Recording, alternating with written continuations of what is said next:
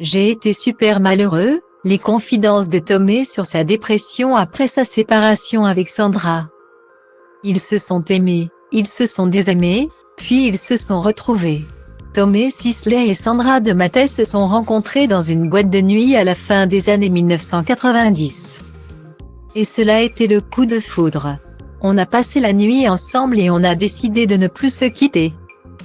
Confie-t-elle dans une interview accordée aux éclaireuses, et lui d'ajouter « J'étais absolument sûr et certain que c'était la femme de ma vie. » Tellement sûr qu'il l'a demandé en mariage après moins d'1 an de relation.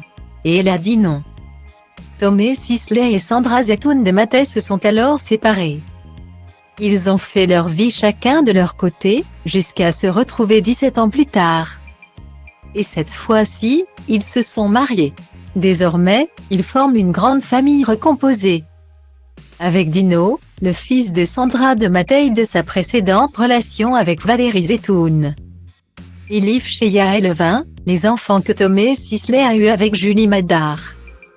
Dans une interview accordée à Télé Loisirs, Tomé Sisley s'est confié sur la dépression qu'il a fait quand il s'est séparé de Sandra de Mattei au début des années 2000. Quand j'avais 25 ans, il se trouve que j'étais déjà avec la femme avec laquelle je suis marié aujourd'hui. J'étais fou amoureux et, quand on s'est séparés à l'époque, j'ai été super malheureux. Voire dépressif, pendant 17 ans, a-t-il révélé, expliquant qu'il s'était appuyé sur ce sentiment pour incarner Ludo. Personnage principal de la série Vortex, bientôt diffusée sur France 2, qui ne se remet pas de la mort de sa compagne, j'ai pu facilement me projeter dans la peau de ce pauvre Ludo. Sa dépression lui aura au moins servi à ça.